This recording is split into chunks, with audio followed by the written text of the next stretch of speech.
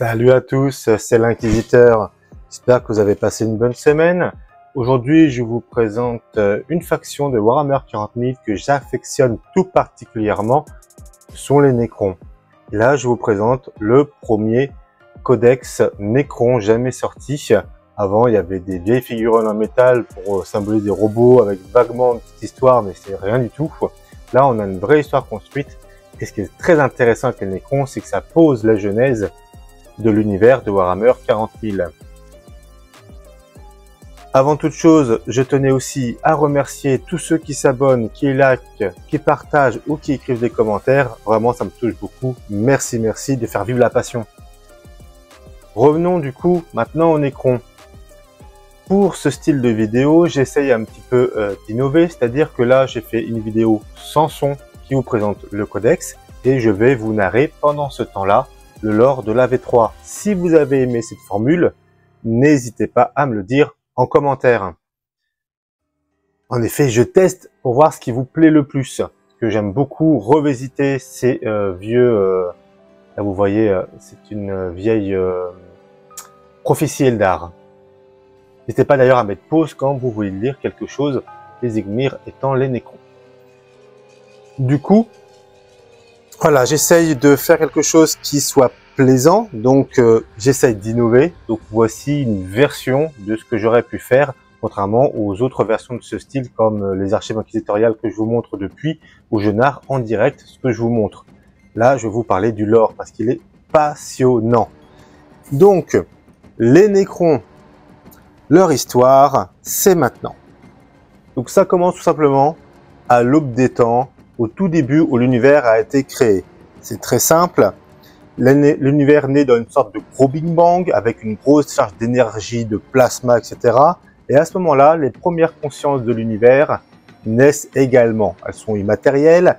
Elles me font beaucoup penser à ceux qui ont aimé Stargate SG1, bizarrement aux anciens de Stargate ou Zori. Une sorte de créatures un peu immatérielles qu'on ne voit pas, mais toutes puissantes. En réalité, ce sont donc elles naissent en fait des étoiles et s'en nourrissent, telles des vampires. Elles vont après voguer sur les courants électromagnétiques d'étoile en étoile pour absorber à leur insu leur matière et leur énergie. Donc voilà, c'est une sorte de grosses sangsues intergalactiques qui font indétectables en gros. Et avec un champ de conscience très large. Et en fait, elles vont tout simplement d'étoile en étoile, se nourrir des étoiles, donc à raccourcir la durée de vie de ces étoiles-là, et ainsi de suite. L'étoile arrive à sa mort ou presque à sa mort, et elle change d'étoile, et ainsi de suite. Donc en gros, des grosses sangsues intergalactiques. C'est ce qu'on va appeler plus tard les Ctanes, ou les Cétans, les Cétanes, les Citanes, je sais pas comment vous dites. N'hésitez pas à me le dire en commentaire, ça m'intéresse vraiment de savoir comment vous dites. Moi je dis Ctanes, donc on va rester là-dessus pour l'instant. Et donc, voilà, l'univers est né, ça commence un peu à se stabiliser. Et il y a les premières créatures intelligentes qui apparaissent, dont ce qu'on appellera par la suite les anciens. Ce ne sont pas les anciens de Stargate, je parle bien les anciens de Warhammer 40 000. Ce sont des gens avec une sorte de grande sagesse, une grande intelligence, assez froid et au tempérament tempéré, justement. C'est pas des colériques, voilà, c'est des sortes, c'est une race en fait plutôt spirituelle, des sortes de bouddhistes, une race de Bouddha, presque on pourrait dire. En fait, sont tournés vers tout ce qui est un peu ésotérique. Bon, c'est pas très Bouddha ça, mais voilà, et tout ce qui est psychique. En fait, ce sont des super psychers. Voilà, pour faire plus simple, c'est le terme. Les anciens, ce sont des super psychers. Et ils utilisent du coup leur capacité pour d'un pas passer d'un lieu à un autre. Ils sont capables en fait de manipuler ce qui est écrit dans le codex, les dimensions alternatives. Je vais faire une citation. Leur compréhension de la lente danse de l'univers leur permettait de manipuler les dimensions alternatives et ils entreprirent de grands ouvrages d'altération psychique.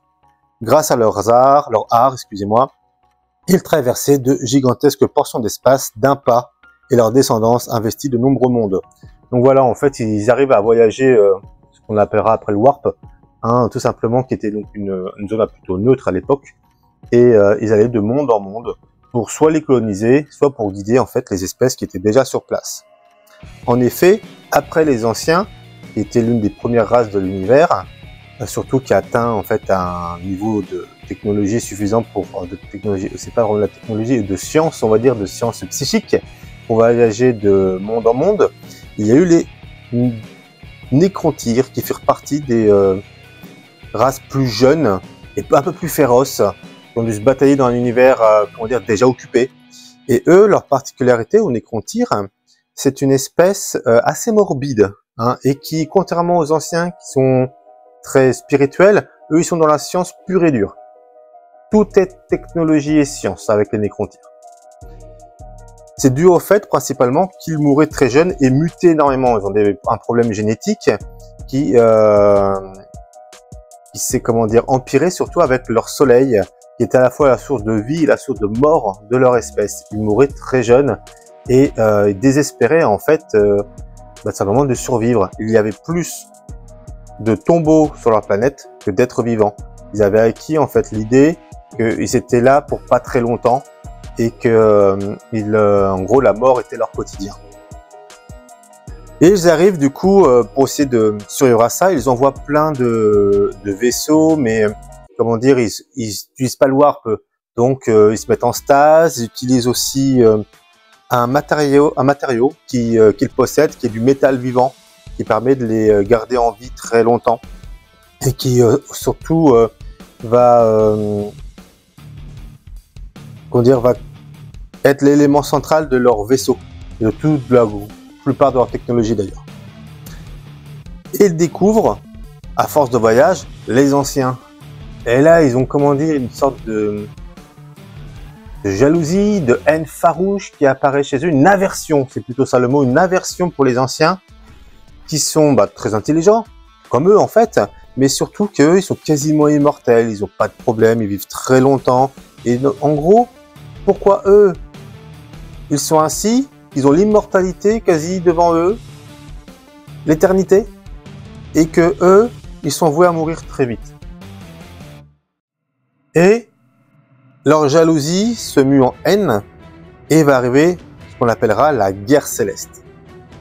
Donc la guerre céleste, en fait, c'est un conflit à échelle cosmique entre les nécrontyres et les anciens. Les nécrontyres ont une technologie bien supérieure aux anciens. Hein. Les anciens, race psychique, utilisent plutôt, sont plus proches, en fait. Allez, comment on pourrait dire ça? Ils utilisent la magie, en gros. C'est un peu ça l'idée. Donc ils font tout avec la magie, entre guillemets, donc avec les énergies du warp. Et en fait, leur technologie, elle est quand même pas nulle, mais elle est en réalité peu développée. Comparément aux nécrontyres, que c'est tout l'inverse, une technologie très très développée avec les fissions et compagnie. Mais malgré ça, les nécrontyres perdent cette guerre. Les nécrontyres, après des millénaires de guerre, ils ont, comment dire, presque une haine pour tout ce qui est vivant. En fait, leur aversion pour l'immortalité des anciens se mue en aversion pour tout ce qui vit. Eux, ils meurent et tout ce qu'autour d'eux vit. Et ils ne peuvent rien faire contre ça. Donc, les anciens arrivent en fait à les balayer. Et balayer, c'est un peu expéditif, plutôt arrivent à les contenir et même en faire plus qu'une menace presque insignifiante. Les nécrontyres perdent en fait tout leur empire, surtout sur leur planète d'origine. Plus quelques avant-postes, mais pas grand-chose. Donc les anciens, maintenant, ont détourné le regard et continuent leur petite vie. Néanmoins, les nécrontyres, comme ils ont beaucoup étudié tout ce qui est fission et compagnie, ils vont découvrir justement un être dans leur propre étoile, ce qu'on appellera un Ktan, le tout premier Ktan qu'ils découvrent. Alors, on ne sait pas trop comment ils ont réussi à rentrer en contact avec, parce que le champ de conscience des Ktan est extrêmement large. Et ils vont réussir, comment dire, à l'attirer et à le faire venir dans le monde matériel. Et pour pouvoir contenir toute leur conscience et leur énergie, ils vont leur modeler en fait des corps. Alors, c'est plutôt une sorte de grosse bulle, on va dire, de métal vivant. Le Ktan va rentrer dedans. Une fois qu'il est dedans, il va modeler en fait, il va s'incarner et le métal vivant va prendre la forme du Ctan. Et le tout premier, donc c'est le Ctan de leur propre étoile, c'est le Nightbringer, Kailisra par les Eldar, celui qui apporte la nuit. Et ils vont en découvrir pas mal, en fait, dans énormément d'étoiles, ils vont découvrir en fait ces créatures et les attirer à eux. Il y en a un qu'ils vont avoir beaucoup de mal à attirer, c'est Mephetran, donc le Deceiver, celui qu'on appelle le messager. Il est très complexe dans sa façon de penser, donc pour les Nécrontyres, c'est une énigme totale. Il va quand même venir et du coup, il appelle le messager parce qu'il se disait qu'avec lui, il sera plus simple de contacter les autres Ctans. Alors le Deceiver, lui, c'est le Ctan le plus faible de tous. Il est surtout basé sur tout ce qui est, on va dire, trahison, mensonge. Il paraît clean en apparence, mais en fait, c'est tout l'inverse. Voilà pour le Deceiver. On parle pas de dragon dans celui-ci, je vais en revenir plus tard. Et bon. Allez, je saute pas les pages, on va dire. Je reviens sur où on en était. Donc, ils découvrent les Ctans. Les Ctans prennent énormément de plaisir à découvrir tout ce monde sensoriel, en fait. Et ça les captive. Ils sont fascinés. Et surtout, ils découvrent qu'ils peuvent, comment dire, se nourrir de leur sujet. C'est une autre faim qui les dévore. Avant, c'était la faim des étoiles. Maintenant, c'est une autre faim. Ça reste des vampires, en gros. Et ils me font penser un peu à, dans le principe, à... Vous connaissez peut-être Blue Domain, Legacy of Kain, etc. Soul River. C'est un vieux jeu vidéo où il y a en fait des vampires traditionnels et il y a un vampire des âmes qui mange les âmes en fait des morts. Bon là c'est pas tout à fait ça, mais je trouve que les Ctans sont un peu entre les deux, entre les vampires des âmes et les vampires traditionnels. Bon, passons. Et donc ils commencent à voir une sorte de clergé autour d'eux, parce que les Nécrontyres sont tellement fascinés qu'ils les voient comme des dieux. D'ailleurs, Ctan, ça veut dire dieu des étoiles. Et ils ont une sorte voilà de tout un clergé. D'ailleurs, le Deceiver, c'est celui-là qui a le plus de monde. Il envoie même des suivants à lui servir les autres dieux des étoiles pour pas s'attirer la foudre de ces dieux-là sur lui, parce qu'il est le plus faible des Ctans. Il est toujours ultra balèze, mais comparé aux autres, il est plus faible. Et donc, les Ctans, on va dire, c'est pas des êtres vivants non plus, donc fidèles à leur existence d'avant, ils sont plutôt cruels et capricieux. Hein, ils adorent être adulés, comme ils adorent dévorer leurs esclaves en fait, hein, parce que les Nécrontyres sont devenus leurs esclaves. Donc, grâce à la toute-puissance divine et de nouveaux vaisseaux qui peuvent traverser la galaxie en un clin d'œil, grâce en fait la puissance des Ctans, ils vont reprendre la guerre contre les anciens. Mais pour ça, les Ctans vont offrir aux Nécrontyres ce qu'ils souhaitaient, c'est-à-dire l'immortalité. Ils vont en fait tout simplement leur créer des corps métalliques à leur image en fait, pour survivre et être immortels. Du coup, ils vont tous en fait dire OK. Alors il y a eu des réticents, mais le Deceiver a réussi à leur faire changer d'avis. Donc finalement, tous les Nécrontyres vont le faire.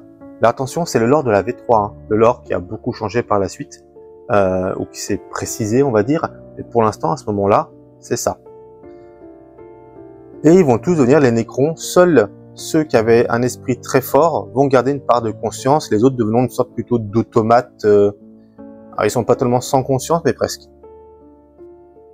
Et du coup, ils vont rentrer en guerre, ils vont re-rentrer en guerre contre les anciens, et malgré la maîtrise du warp des anciens, la suprématie des Ctans sur l'univers matériel et leur puissance va complètement les submerger. Donc les Ctans en fait vont dominer la galaxie. Les dernières places fortes des anciens sont assiégées et les jeunes races que les anciens avaient, on va dire, éduquées ou guidées, en fait servent de bétail aux Ctans. Hein, ils détruisent tout, ils mangent tout en fait. Et les anciens, malgré leur grande patience, hein, c'est des gens très stoïques, ils succombent aussi au désespoir. Et ils commencent du coup, au lieu de guider en fait les races, ils commencent à créer des espèces ou les augmenter tout simplement. Et c'est d'ailleurs, si je reprends, je crois que c'est les Rashan, les Cannibes. Alors personnellement, je ne connais pas ces espèces. Et les Eldar, les premiers Eldar en fait viendraient sûrement. Là, dans le lore V3, on dit on peut que spéculer. Hein, je crois que c'est leur terme. Je reverrai. Oui, c'est ça qu'ils disent. On peut que spéculer, mais c'est quasiment sûr. Et il y a même l'histoire des 100 épées, hein, avec Vol qui a forgé 100 épées pour faire une sorte de chaîne Eldar pour vaincre les Nécrons et les Cthulhu. Le problème, il y a eu un qui va céder, et forcément, si il y en a un qui cède, et bah toute la formation des 100 épées Eldar va chuter. Et donc du coup, les Cthulhu vont menacer la galaxie d'extinction. Donc les anciens vont essayer, grâce aux forces de l'Immaterium, hein, ils vont essayer de contrer encore plus, ils vont aller, comment dire, se probablement désespérer, donc ils font tout ce qu'ils peuvent, engrangeant de grandes énergies pour essayer de vaincre les Cthulhu. Et là, les Cthulhu en ont un peu marre, et vont essayer en fait de séparer le Warp du monde réel, pour priver en fait les Cthulhu et leurs leurs suivants, leurs disciples en fait, de toute leur magie.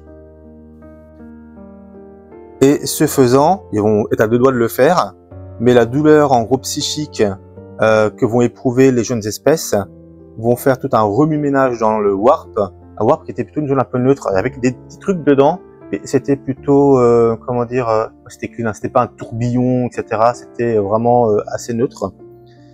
Et là, en fait, toute cette douleur due à tous ces millénaires de guerre vont faire que le Warp va changer de manière drastique. D'ailleurs, à partir de là que les premiers dieux du chaos vont apparaître, hein, dont le premier Khorne. Mais à l'époque, c'est pas encore le cas. Ça va surtout attirer ce qu'on va appeler les asservisseurs. Les asservisseurs, c'est une race en fait de démons qui peuvent contrôler en fait les psychers, et donc quasiment toutes les races que les anciens, dont les anciens eux-mêmes, donc toutes les races des anciens avaient guidé et créé étaient des psychers. Hormis une, sont les Krork. Donc ça, je vous laisse imaginer qui ils sont à l'heure actuelle. Les Krork avec un K. C'est une race vouée au combat qui devait avoir de manière instinctive la connaissance de la technologie et du combat, et surtout pouvoir se reproduire très rapidement. Bon, à travers les millénaires, ils sont devenus de plus en plus bêtes, hein, ce qu'on laisse supposer qu'à l'époque les Krork étaient, je dirais pas intelligents, mais plutôt malins. Ils le sont toujours, mais d'une autre manière. Et bien sûr, hein, c'est les ancêtres des orques, hein, qui est une création du coup des anciens. C'est leur dernière arme, c'était leur dernière, comment dire, leur dernière gâchette, dernière cartouche plutôt, pour essayer d'endiguer les Nécrons et les Cthulhu. Et du coup, les asservisseurs vont arriver, et les asservisseurs en fait vont dominer les jeunes races, ils vont tout détruire. Et même si les anciens vont disparaître, hein, ça va être la fin pour eux. Ils pourront plus utiliser leur pouvoir, et donc ça va être la fin des anciens. Alors ils disent pas vraiment dans le livre que les anciens n'existent plus. Ils disent, je retrouve le passage, les jeunes races avaient ouvert la boîte de Pandore. Ils étaient en fait dus à leur pouvoir en fait. Et qui dispersa les anciens, les priva jamais de leur pouvoir. Voilà. Et donc du coup les asservisseurs vont clairement dominer le monde vivant en fait, et priver en gros de repas les Cthulhu. Donc les Cthulhu avaient réussi à détruire les anciens, ils avaient réussi à dominer tout, ils n'avaient plus rien à manger. Donc ce qu'ils ont fait, ils se sont décidés que ok, on va attendre, on va se mettre sur des mondes morts, là où il n'y a personne pour pas que les asservisseurs nous trouvent. On va aller dormir dans des grands sarcophages. Comme ça, le chaos, il va retourner d'où il vient. Et de nouvelles espèces vont apparaître. Elles vont nous trouver. Ça va être un peu notre signal. Comme ça, bim, nous, on réapparaît et on peut de nouveau manger tranquille. C'est un peu ça l'idée. C'est pour ça qu'ils se sont enterrés, en fait, dans ces mondes nécropoles, en attendant d'être découverts pour à nouveau sortir.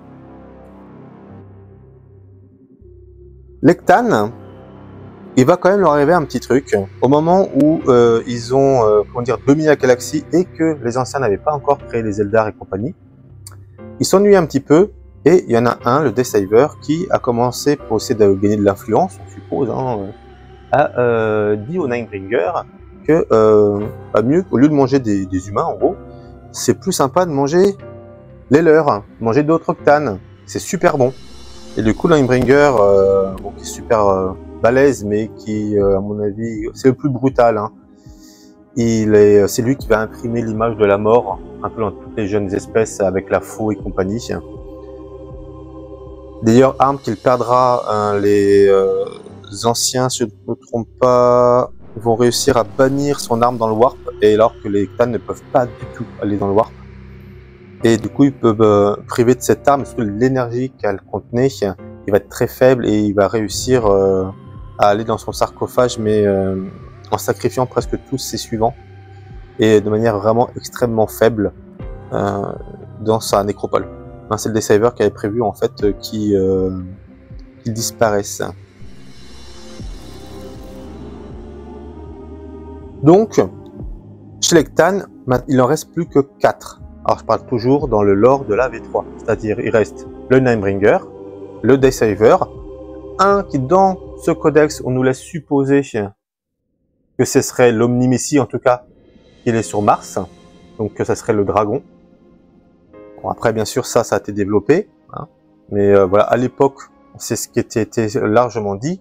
Et le dernier, on suppose que c'est celui dont le dieu des Arlequins aurait rendu fou en tuant beaucoup des siens, et en fait à chaque fois qu'il tuait un autre Cthan, une partie de ce Cthan restait en lui, et à force ça l'a rendu fou, et du coup il serait dans la toile en train de chercher le dieu moqueur pour se venger. C'est celui qu'il nomme l'imprévisible.